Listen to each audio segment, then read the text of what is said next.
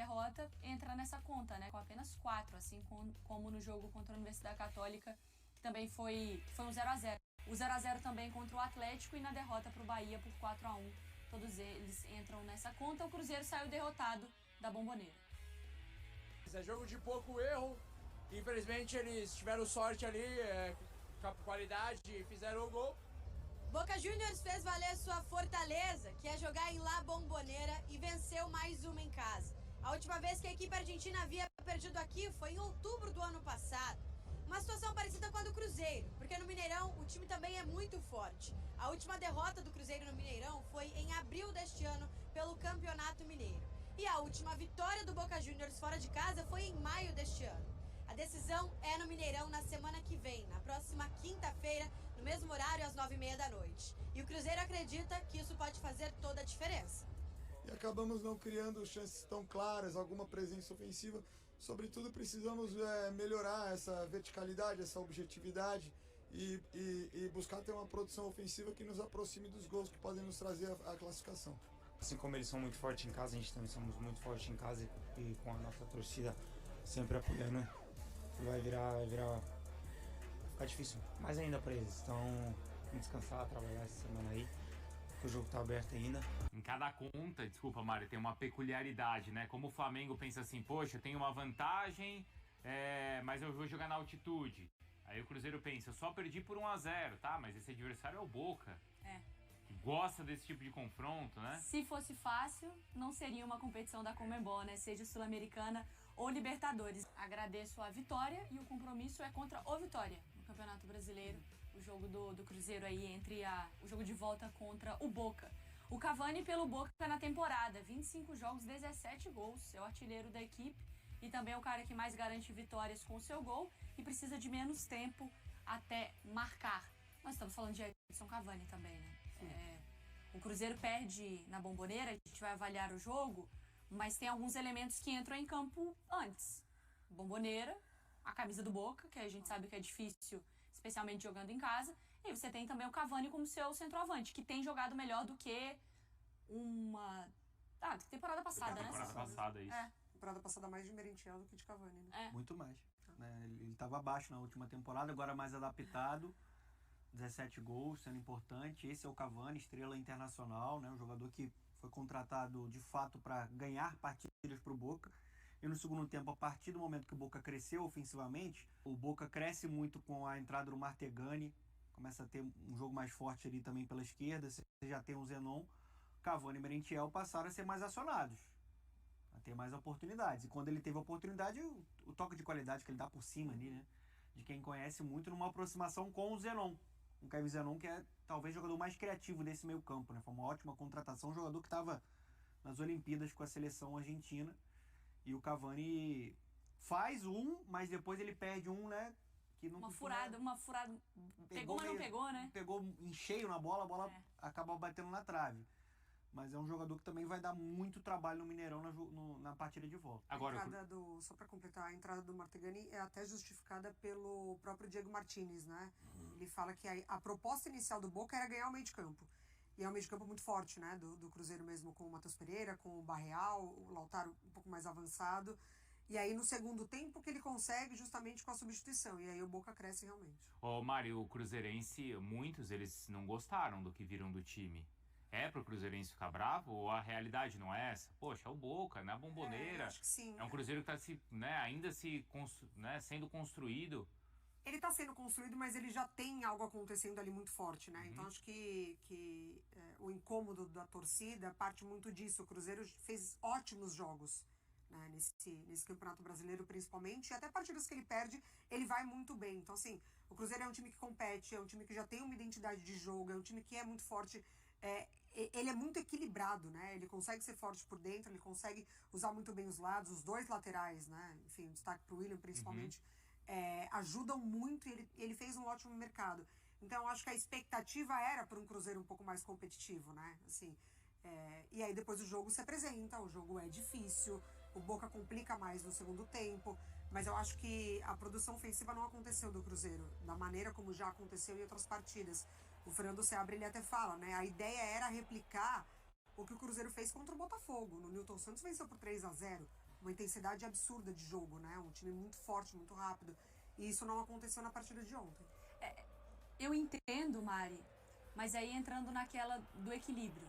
Esse é um Cruzeiro que ele tem um potencial. Tem. Mas ele está ganhando a caça, Tá, sabe? É completamente diferente, eu acho que você concorda com isso. Alguns resultados que ele faz no Campeonato Brasileiro, vence muito bem, enche de expectativa para quem está acompanhando. Mas é um Cruzeiro que está voltando para uma competição internacional, sabe? É um Cruzeiro que tem um elenco que não viveu um ambiente como esse de Bomboneira, que não necessariamente são os jogadores mais experientes do planeta Terra, muitos jogadores que estão retornando ao Brasil, jogadores que estão conhecendo o futebol brasileiro pela primeira vez. Hoje, o Fortaleza tem mais casca do que esse Cruzeiro.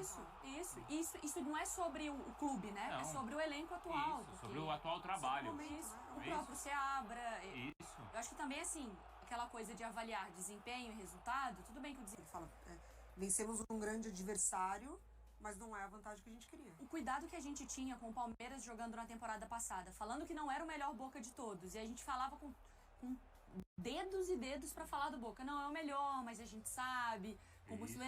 Isso a gente tá falando do Palmeiras, que vem de um recorte muito mais positivo do que o Cruzeiro, e de um Boca que vem de um recorte muito mais negativo. E talvez já seja um Boca E ninguém melhor amassou. do que o do ano passado. Foi Não, eliminado nem o ainda. Fluminense no Maracanã amassou, nem o Palmeiras no Allianz amassou. E aí você sai com 1-0, ninguém quer perder, mas assim, o Cruzeiro, eu olho o Cruzeiro, o ambiente do Mineirão, o que ele apresentou dentro de casa, pra mim, Acho que tá aberto.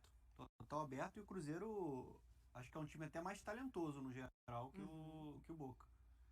O Boca tem o Cavani, tem o Zenon, o Merentiel, mas eu confio mais até na produção do Cruzeiro. O Matheus Pereira bem abaixo, muito discreto, não conseguindo fazer o time jogar. Achei que o Cruzeiro utilizou muito pouco o Barreal pela esquerda, que é um cara importante para gerar jogo, né? Ele pode fazer qualquer um ali do lado esquerdo.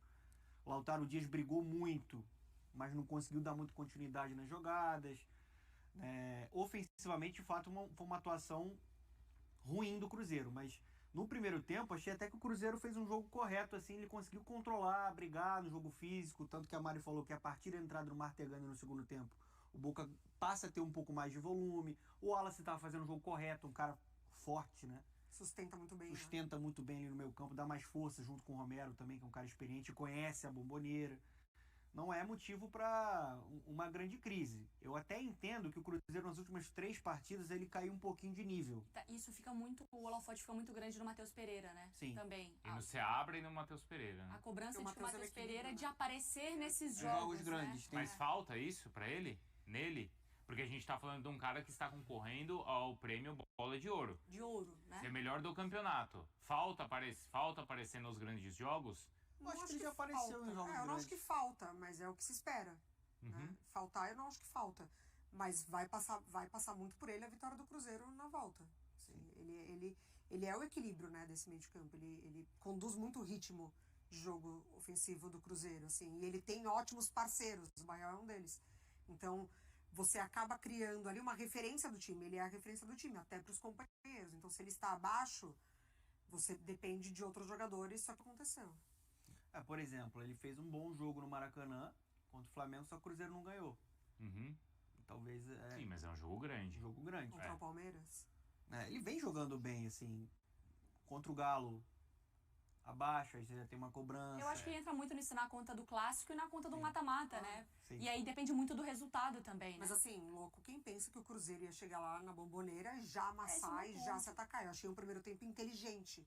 Você tem que ser inteligente pra jogar contra o Boca também, assim, de tudo. Inteligência emocional, tática, técnica. Eu achei um primeiro tempo inteligente ali, de controlar um pouquinho, de pelo menos falar, ó, calma aí que a gente também não vai entregar assim, né? A gente também vai competir. Mas aí no segundo tempo o Boca cresce e o Cruzeiro abaixo.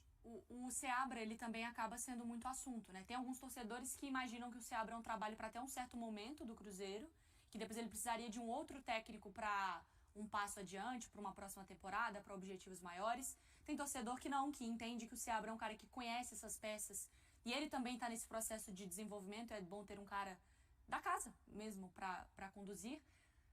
O Seabra, o sucesso do Seabra vai passar pelo Boca? Eu espero que não. Mas eu acho que é uma condição que ela está muito presente no futebol brasileiro, que é até um preconceito por conta da idade dele.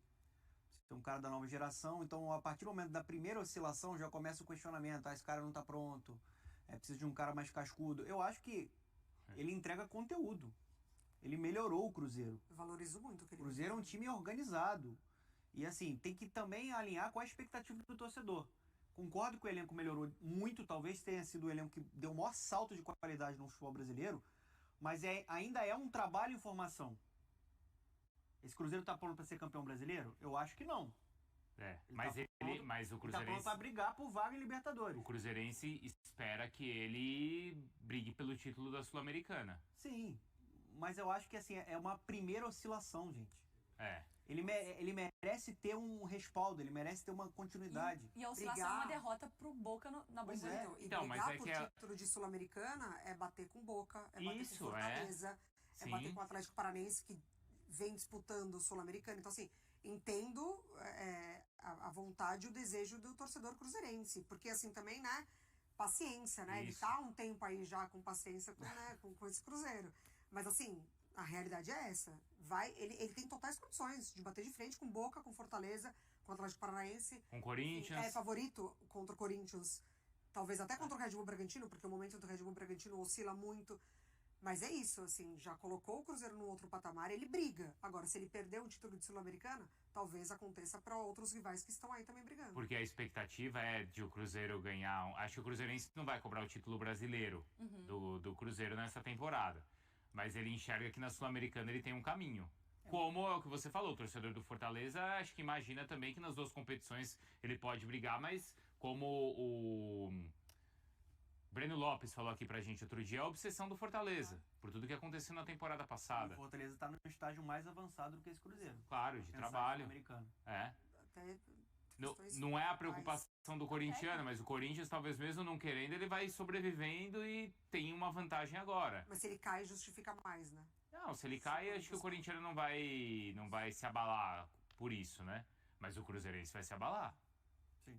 E é justo se abalar? Porque o torcedor sofreu muito no Cruzeiro, e o Cruzeiro é um clube que está acostumado a levantar taça grande, de primeira prateleira do futebol brasileiro. Então você tem essa ansiedade. E a partir do momento que você tem mais injeção de grana, investimento, a expectativa cresce. Mas eu não acho que seja um momento para você pensar em pressionar o Seabra, não. Calma, era o Boca na Bomboneira. Isso, também acho. Lá, até time que é melhor que o Cruzeiro não amassa. É difícil, é uma atmosfera que te engole. Né? Vamos ver como é que vai ser a produção na sequência dos jogos. Mas eu acho que ele merece um voto de confiança. Ele melhorou muito o Cruzeiro, ele fez esse time jogar. Ele encaixou peças, né? Assim, ele fez acontecer com diferentes jogadores e personalidades ali, sabe?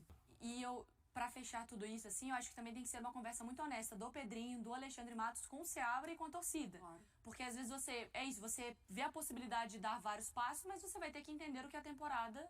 Opa, que estágio que a gente tá também, né? Mas tem o jogo do Mineirão, acho que o Cruzeiro classifica. Também acho.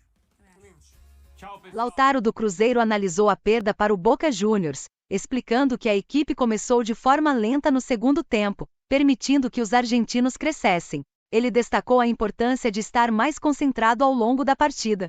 Mesmo com o revés, o atacante acredita que o time tem capacidade para reverter a situação no jogo de volta no Mineirão, e demonstrou confiança na capacidade da equipe em competir de igual para igual com o Boca Juniors. E aí, galera? O que acharam? Deixe nos comentários. Não se esqueçam de deixar o like e de se inscreverem no canal e ativar o sininho para receber as notificações. Até mais, Nação Celeste! Vamos pra frente!